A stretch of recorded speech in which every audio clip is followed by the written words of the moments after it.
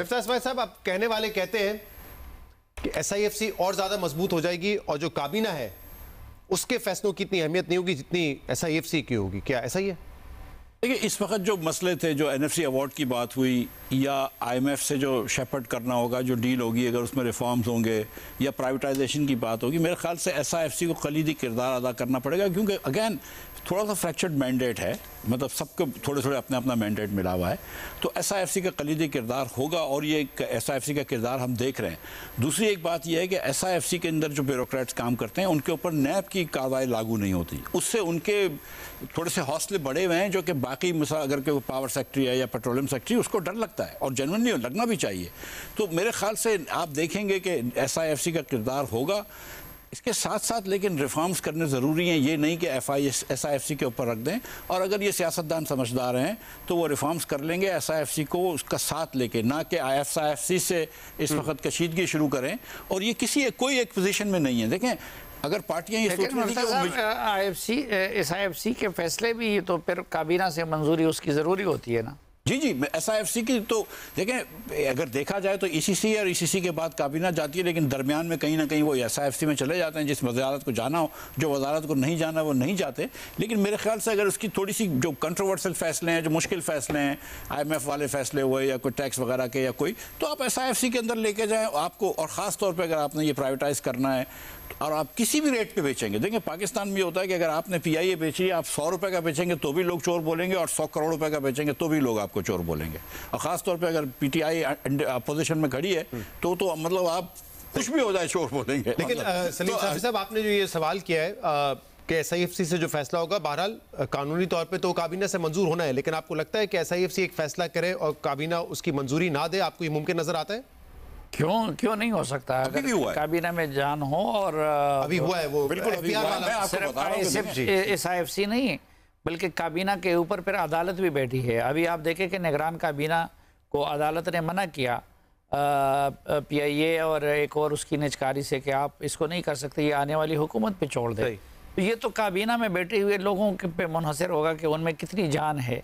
लेकिन SIFC से ये है कि एक तो उससे ये पता चल जाता है, खुसूसन अब हमारे कुछ दोस्त ममालिक ज़्यादातर वो फौज की तरफ देखते हैं कि भाई फौज का क्या एक स्मूथ प्रोसेस, वन विंडो तो उसमें कर रहा है वो। एक तो ये कि फौज की नुमाइंदगी होती है, बाकी फोर्सेस की नुमाइंदगी होती है। दूसरा, ब्यूरोक्रेट को एक तहफ़्फ़ुज़ मिल जाता है, जो NAB ने पिछले सालों में किया है और ब्यूरोक्रेसी को जितना डराया है, तो एक वो चीज़ ख़त्म हो जाती है।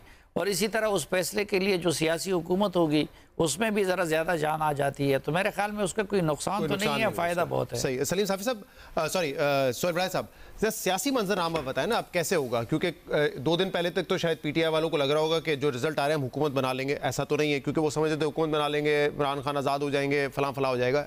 ये तो नहीं हो रहा, उनकी हुकूमत नहीं आ रही। लेकिन फिर भी आपको लग रहा है कि इस वक्त जो एक सियासी माहौल में पोलराइजेशन है, उसमें कोई कमी होगी? एक दफ़ा सिविलियन हुकूमत आ जाए, कुछ बदलाव लग रहा है आपको, या जो स्टेटस को है वही चलेगा?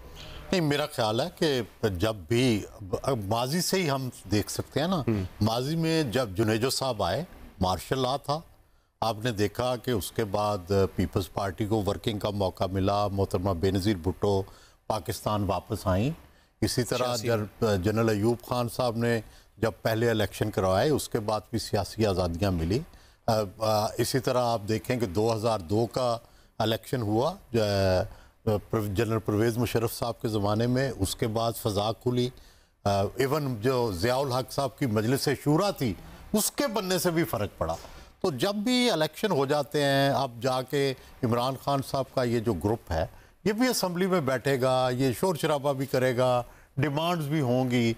दूसरी तरफ गवर्नमेंट बैठी होगी, वो कुछ डिमांड सुनेगी, कुछ रिजेक्ट करेगी, तो उससे एक सिलसिला आगे चल पड़ता है। तो मेरा ख्याल है कि आज की जो सूरत हाल है, इसमें एक नुमाया तब्दीली हम देखेंगे जब पार्लियामेंट और मीडिया के लिए भी ये ज़्यादा आसान होता है कि वो अकाउंटेबल ठहरा सके हुकूमतों को। जो मुंतखब हुकूमत होती है उससे आप अकाउंटेबिलिटी के पे सवाल कर सकते हैं। अगर केयर टेकर हो, उनका तो कोई स्टेक ही नहीं होता ना, वो इलेक्टेड होते हैं। तो ये भी एक बड़ी, देखिए ये जमहूरियत जो है ना, ये इंसानों ने हजारों साल की सोच के बाद, तजर्बात के बाद आज का बेस्ट सिस्टम ये क्यों है कि मुल्क का असल असासा उसकी फौज होती है, लेकिन उसको छुपा के रखा जाता है। उसके ऊपर एक पॉलिटिकल सेटअप बनाया जाता है जो उस फौज को प्रोटेक्ट करता है बाकी दुनिया की नज़रों से। तो ये जो सिविलियन सेटअप है सारी दुनिया ने जहाँ जहाँ जमहूरियत है वो इसलिए रखा हुआ है कि भाई हमारी मुल्क के किसी असासे पे आपकी नज़र नहीं पड़े, हमसे बात करो, हमसे गुजर के आपने किसी और तरफ जाना है। तो फौज की भी ये ज़रूरत है कि इसके ऊपर एक प्रोटेक्शन सिविलियन सेटअप की हो। साथ साथ सियासी जमातों की भी एक जिम्मेदारी है। देखिए अब जैसे तमाम चैनल्स क्या करते हैं कि वो व्यूअरशिप के लिए आपस में लड़ते हैं कि जी हमारी व्यूअरशिप ज़्यादा हो। लड़ने से मुराद है कि कंपटीशन है सबका कि हमारी व्यूअरशिप ज़्यादा हो। मगर एक प्लेटफॉर्म है PBA का, पाकिस्तान ब्रॉडकास्टर्स एसोसिएशन का, जहाँ पर भी किसी हुकूमत की तरफ से, इदारे की तरफ से ये फैसला आने लगता है जिसमें हमें लगे कि जी जो आज़ादी इज़हार राय है उस पर कदगरें लग सकती हैं, तो ये सारे कंपेटिटर्स आपस में एक प्लेटफॉर्म पर बैठ जाते हैं और फैसला करते हैं और उसको अपोज करते हैं। इसी तरीके से मुख्तलिफ आप देख लें, सीमेंट इंडस्ट्री हो, दीगर इंडस्ट्री हो, बैंक्स हो, आपस में कम्पीट करते हैं ना मार्केट शेयर के लिए। मगर उसके बावजूद अपने आप को प्रोटेक्ट करने के लिए एक प्लेटफॉर्म पर आ जाते हैं जब उन्हें लगता है कि हमें खतरा है। सियासतदानों को भी, और इसमें इमरान खान साहब की भी जिम्मेदारी है, नवाज शरीफ साहब की भी, जरदारी साहब की भी, बिलावल भुट्टो जरदारी साहब की भी, मौलाना की भी, कि वो ये सोचें कि जो जमहूरी और सियासी स्पेस है वो जब आप कंसीड करते हैं तो उसमें नुकसान सबका होता है। बेशक वक्ती तौर पर किसी एक का नुकसान होता है मगर लॉन्ग टर्म में सबका नुकसान होता है। तो कम से कम जो आपकी सियासी और जमहूरी स्पेस है जिसमें इजहार राय भी शामिल है, जिसमें हक की राय दही भी शामिल है, जिसमें आपकी दीगर राइट्स भी शामिल है, जिसमें आपकी गवर्नेंस की स्पेस शामिल है, उसको सब मिलकर प्रोटेक्ट करें। आज अगर आपको अपना फायदा और दूसरे का नुकसान लग रहा है, जिसमें हमें नजर आया है कि जो पीका का एक्ट था वो नून लीग लेकर आई, उस वक्त हमने कहा कि जी ये आगे जाके सियासतदानों के खिलाफ भी इस्तेमाल होगा, वो नहीं माने, इस्तेमाल हुआ। इमरान खान उसको मजीद सख्त करने जा रहे थे। जस्टिस अतर बिन अल्लाह ने उस ऑर्डिनेंस के खिलाफ एक्शन लिया तो PTI ने उनके खिलाफ एक गलीज कैंपेन चलाई। फवाद चौधरी साहब कहते थे क्या हुआ अगर कोई 6 महीने के लिए गिरफ्तार हो जाएगा, क्या फर्क पड़ता है, क्योंकि उसकी वजह से कोई व्हाट्सएप के मैसेज पर भी गिरफ्तार हो सकता था और बगैर किसी वारंट के किसी को 6 महीने गिरफ्तार करके रखा जा सकता था। मगर बाद में पता चला कि PTI खुद एक विक्टिम बन सकती थी अगर जस्टिस अतर बिन अल्लाह उसको स्ट्राइक डाउन ना करते, जो कि आरिफ अलवी साहब ने फौरी तौर पर कर दिया था ऑर्डिनेंस जारी। तो कम से कम मिलकर जमहूरियत को प्रोटेक्ट करें, ये आपकी अपनी स्पेस है, एक दूसरे से जरूर कंपटीशन करें मगर जो वैल्यूज हैं जमहूरी उनको प्रोटेक्ट करें। साहब भी कुछ ऐड करना चाह रहे हैं, सलीम साफी साहब भी ऐड करना चाह रहे हैं, वकार सत्ती साहब हमारे नुमाइंदे इस वक्त हैं और उनके पास एक अहम खबर ये है कि पीपल्स पार्टी के चेयरमैन बिलावल भुट्टो जरदारी साहब इस्लामाबाद पहुंच गए। जी वकार सत्ती साहब, मजीद क्या अपडेट है इस हवाले से? शहजाद साहब, जैसा कि अभी हुकूमत साजी का अमल तकरीबन शुरू हो चुका है और तमाम जमातें जो हैं बड़ी, दोनों नून लीग और पीपल्स पार्टी, उनकी नजरें आज़ाद अरकान के ऊपर हैं।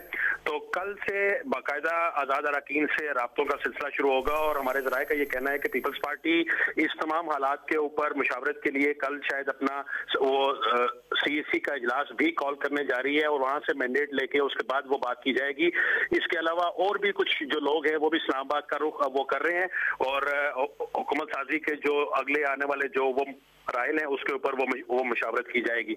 आसिफ अली जरदारी साहब के हवाले से भी ये इत्तला है कि अब से कुछ देर बाद वो भी इस्लामाबाद पहुंचने वाले हैं और पीपल्स पार्टी इस्लामाबाद को अपना मेन मरकज बना के यहीं से राब्तों का आगाज कर रही है कल से। और इस हवाले से इत्तलात है कि जो आज़ाद जेन्युइन आज़ाद है उन्हीं को अप्रोच किया जाएगा या जो PTI के आज़ाद है उनको भी अप्रोच किया जाएगा?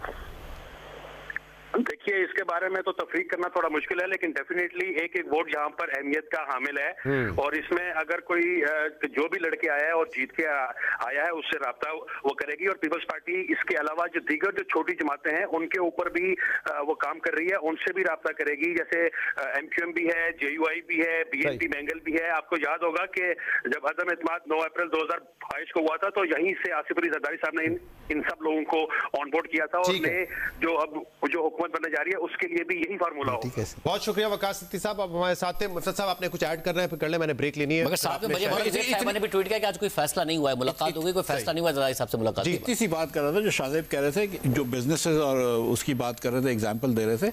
होता यह है कि सियासत में जीरो सम गेम होती है, बिजनेस में होता है कि मतलब जंग अखबार की भी रेटिंग चलती है, जियो की भी रेटिंग चलती है, डॉन की भी रेटिंग चल सकती है। वहां पे होता है कि सिर्फ एक ही पार्टी हुकूमत में आती है और दूसरी वाली अपोजिशन में आती है, तो जीरो सम गेम होता है। अगर आज आप हुकूमत करने के लिए दूसरी जमातों को कुचल रहे हैं तो और इदारों के साथ मिलकर कुचल रहे हैं, तो कल को जब आप के ऊपर मुश्किल वक्त आएगा तो होगा। तो मैं कह रहा हूँ कुछ बेसिक वैल्यूज तो होती है ना कि आप हुकूमत कर लें, आज हम अपोजिशन में, आपकी पास स्पेस हो हुकूमत करने की, हमारे पास वैल्यूज बचाने के लिए कम से कम सियासतदानों को एक हो जाना चाहिए। ऐसा ना हो कि कल जब हम हुकूमत में है तो आपके पास अपोजिशन करने की स्पेस ना हो। वो बात जो कि आज इमरान खान के साथ हो रहा है ना, खुश होते थे दूसरे लोगों की गिरफ्तारी पर, आज गिरफ्तार हैं तो कौन खड़ा है उनके साथ? देखिए आज मुस्लिम लीग और पीपल्स पार्टी ये बात समझ चुकी है, या जेईवाई, बिकॉज एक दो मरतबा मार खा आज नहीं, 2008 से 2017 तक हमें नजर आया था कि समझी हुई, क्योंकि खान साहब की पॉलिटिक्स की वजह से डिवाइड है ना, क्योंकि एक दो मरतबा मार खा चुकी हैं। खान साहब ने पहली मरतबा मार खाई है, ये भी समझ जाए।